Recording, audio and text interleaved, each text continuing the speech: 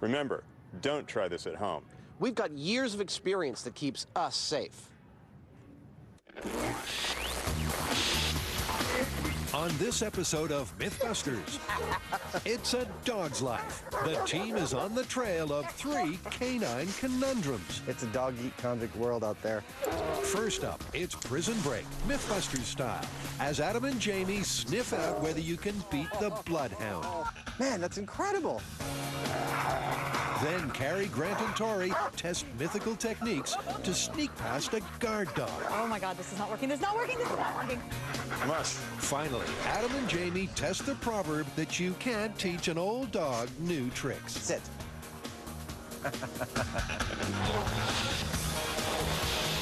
Who are the Mythbusters? Adam Savage. Is everybody ready for diving? And Jamie Heineman. Gets me all worked up just looking at it. That was beautiful! Between them, more than 30 years of special effects experience. That was heavy. Joining them, Grant Imahara, You feeling lucky, punk? Tori Belleci, Somebody order some exploding pants? and Carrie Byron. High explosives and electricity, woo! They don't just tell the myths, they put them to the test.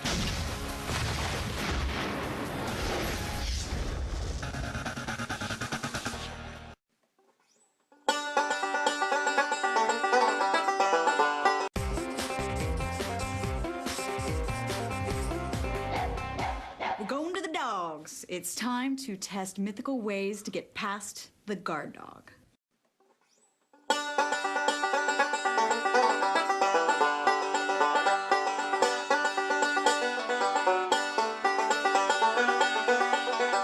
Oh, cool. Like throwing them a big juicy steak. We have a whole list of ideas for trying to get past guard dogs. Man, this sounds dangerous.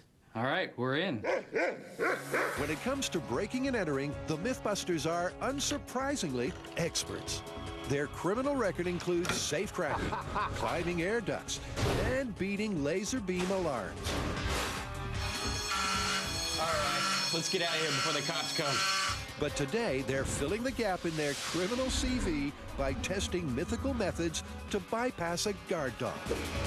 Okay, guys, what's the plan? I think the first step is obvious. We need to get ourselves a dog, and I don't want to use just vicious pets. I want to go find a guard dog training school and get a real guard dog. This is gonna be fun. Oh, yeah, as long as we don't get bitten. Yeah. The researchers have found just the place to get this myth off the ground. Whitmer Tyson Kennels, where police and guard dogs go to school. And in case you're wondering who let the dog out, Mike the handler did. This is Ewan. He's a 5-year-old German Shepherd. And what we can do is we can give you a demonstration on how he stops people. One of our main trainers here is Jim. He's going to play the bad guy, and he's going to try and escape. Wow. Jim manages just a few paces before Ewan is on him in a flash of fur and teeth. And it's only that specially designed protective suit that prevents him from being the dog's dinner. So, who's going to be dessert? Anybody want to try it? Yeah, Tori volunteers. Dang! This is getting scary. And Tori is once again in the firing line. Whoa! Hey! Good boy! Good boy! Whoa! This dog's got some bite! Oh, yeah, I can feel the pressure on my arm. Oh. Yeah, you got the big suit on, it's gonna protect you, but man, you see that dog barreling down on you with his teeth exposed and it's growling, and then it takes a bite on you. It's pretty scary. Looks like we got ourselves a good guard dog. Ewan is vicious. Yeah, that dog was biting with over 550 pounds of pressure. Yeah, I wouldn't want that biting on my leg.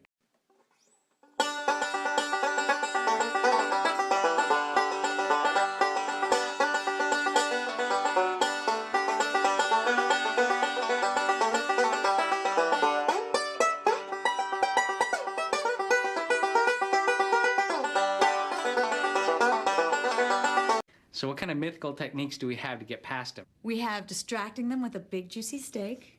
We have acting aggressive, acting submissive. We also have wolf urine. We have scent of a lactating bitch. What? It's supposed to calm them down. We also have urine from a bitch in heat, which is obviously supposed to distract them. Well, he is a male dog. Well, we can't forget the enclosure that we're supposed to build to do our experiments. Well, let's keep that simple. We'll close off an area with the chain link fence. We'll put a safe in the middle, put treasure in it, and then we'll try our different techniques, see if we can get to the safe, get the treasure, and get out safely.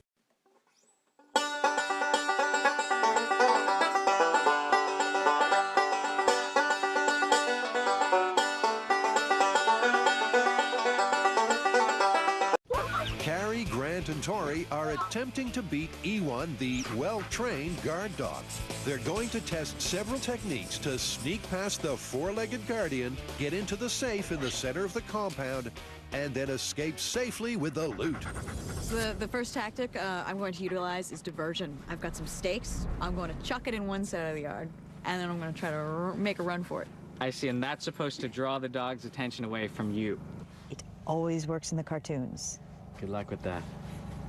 Carrie gets into the dog-proof safety suit and then gives it a test run.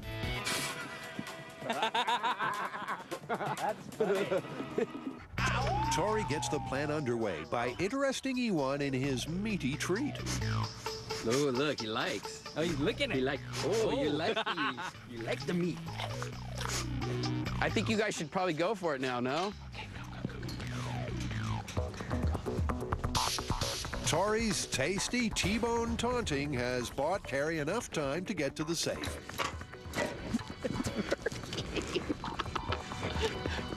But then Carrie's accomplice turns nasty as Tori throws the stake into the compound. Not at me!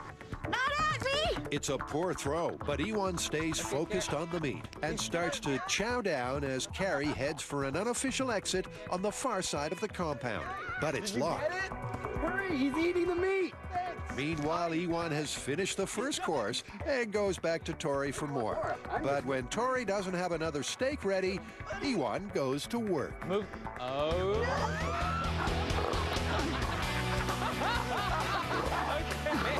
Okay. All right, call the dog off. Get him. Oh, that was great!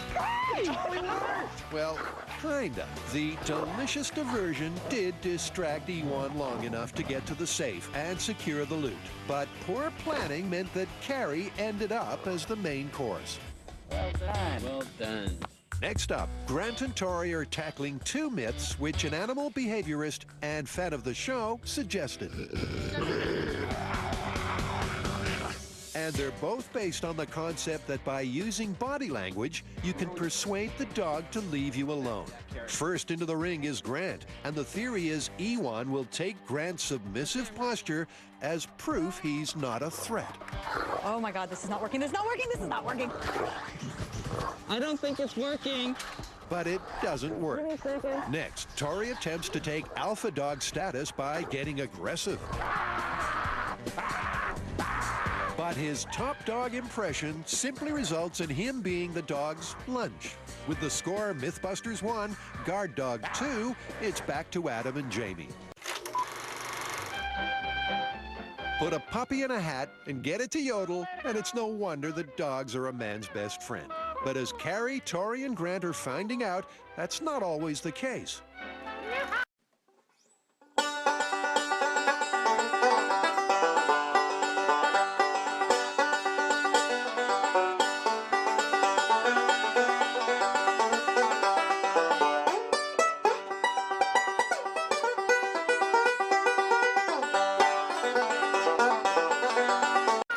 They're testing mythical ways to beat a vicious guard dog. Distraction by dinner proved successful, but changing their behavior was a dog's breakfast.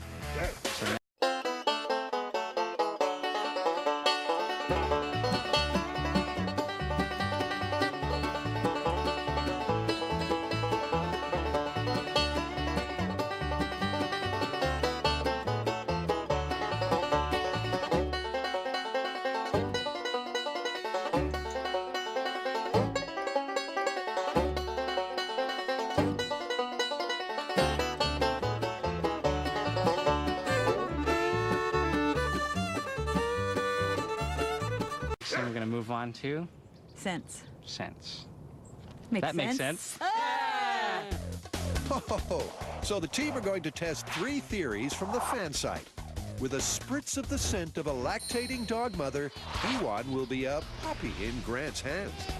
Carrie will douse herself in wolf urine to intimidate him. And a hint of scent of a hot lady dog, and our alpha male will be distracted enough for Tori to slip by unnoticed. First up is Grant with Ode to Dog Mother. What's the theory behind this? Well, the lactating mother smell, they secrete a pheromone that makes the puppies feel more at ease. It calms them down. So this is supposed to calm the guard dog down? Yeah. Grant and his pheromones enter the compound, but Ewan is no one's puppy. It's not working. It's not working. That's another one busted. What's next, Carrie? Now, this is a myth that quite a few people believe, so I'm really interested to see if it's true, see if it works. Wolf urine. Basically, with a splash of stinky wolf wee, fresh from the internet, where else do you get it? Carrie's trying to intimidate Ewan by smelling like the big bad wolf. And at this point, you can feel lucky you're on the other side of the screen. That's strong. But will our guard dog be scared off? Oh, wait. Oh, it's working! Yeah! No way! No. Instead of immediately taking a piece of Carrie, Ewan hesitated. But in the end, he wasn't fooled by Carrie in the wolf's urine-soaked clothing. If you would take a bath in wolf pee, you might survive being attacked by a guard dog. But I would definitely say plausible because there was serious hesitation there. Next, and the guys are going to try and distract Ewan with Ode to Hot Lady Dog. This is fresh from the kennel, bitch in heat urine. Carrie wafts the tempting odor under the guard dog's nose. Oh, yeah. And suddenly, Ewan has his mind on another job. Come on, big boy. Come over here. You smell that? He's definitely interested. And Carrie ups the stakes with a urine-soaked rag and a little trail of scent along the fence line. Tori tippy-toes inside, and incredibly, the plan appears to be working. Ewan, oblivious to the intruder, is simply thinking hot lady dog thoughts. Look at the drool coming off of that dog. Those chops are soaked. I can't believe it. We just did bitch and heat, and it worked. The dog was totally distracted. He had his face down in the urine the whole time. Every once in a while, he would look up, check me out, see what I was doing, but then he would go back to the urine. I just slowly walked over to the safe, got the jewels, and slowly walked out. I mean, he didn't even act like he was gonna try to attack me. It's pretty impressive. Yeah! It worked! Bitch and heat. Give it up. Nice. While Tori shakes his booty after securing the booty, the final results for beating the guard dog are in. But this shaggy dog story ain't over yet.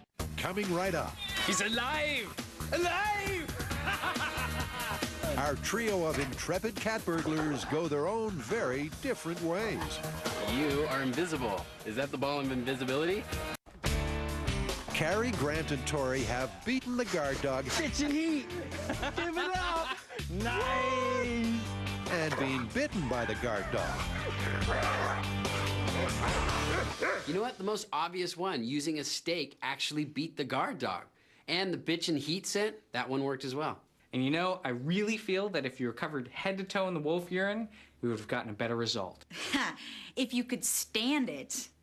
But after watching all of these techniques, I think that we could ramp this one up Mythbuster style. We're gonna build our own technique to beat the guard dog? Yeah, and I've already got some great ideas.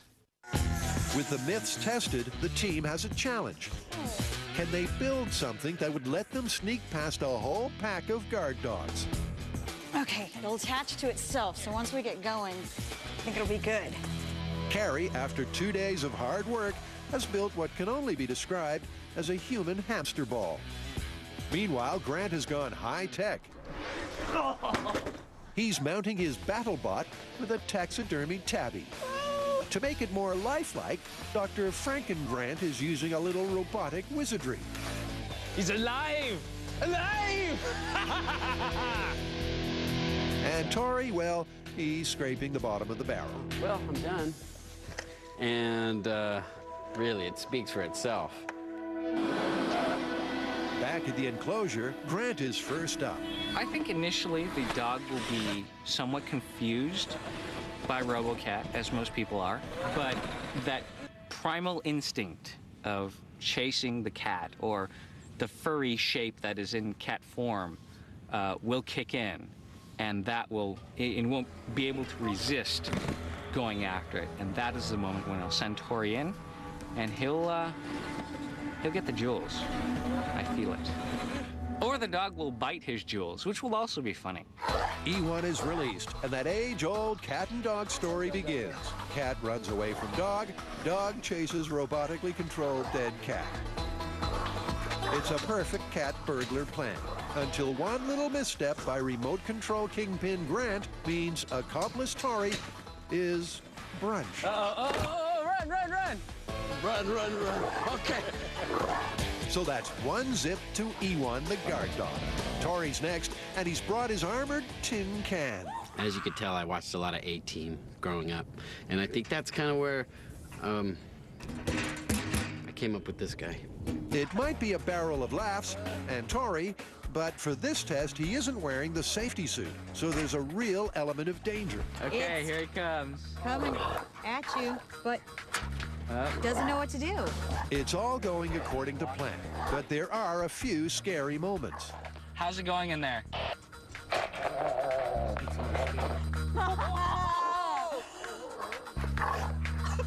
But Tori manages to inch his way over to the safe safely and secure the loot. I got it. Yeah! It's during Tori's slow crawl home that E1 works out by gripping the wheel, he can get more leverage. Out! Here! And Mike the handler calls it off before Tori gets injured by E1's 550-pound bite force. I got it! No, you didn't. Man, you threw the towel in too soon. I was robbed. I could have been a contender. While Tori tells us about the coulda, shoulda, wouldas, E1 the champ is warming up for round 3 with Carrie, the human hamster. Dog is in. I see the dog. He doesn't even see you. E1 looks confused. He's checking you out, but apparently He doesn't even see her. you are invisible. Is that the ball of invisibility? But it's not long before he works out a high-tech human hamster is trying to sneak across his yard, and he starts tearing into Carrie's ball. Biting at the plastic. Carrie had built the hamster ball with an easy access hatch, but it's just too dangerous for her to use it and expose her unprotected arm. So she has to cut a smaller hole instead, and sure enough, she gets the goods. Got the necklace. Back at the door, the deadly defect in Carrie's plan becomes evident. The major flaw in my plan is that the dog will not stop tacking long enough for me to get out the door. That is a problem. It's not a problem for her willing teammates who happily relieve her of the loot. Pass us the jewels. Can you get the door? Nice. Okay. All right, bye. good luck. You're on your own. Nice work. Nice. Sweet. Tori and Grant happily make off with the loot. But with Carrie failing to escape, that's 3 to E1 and a big fat 0 to the Mythbusters.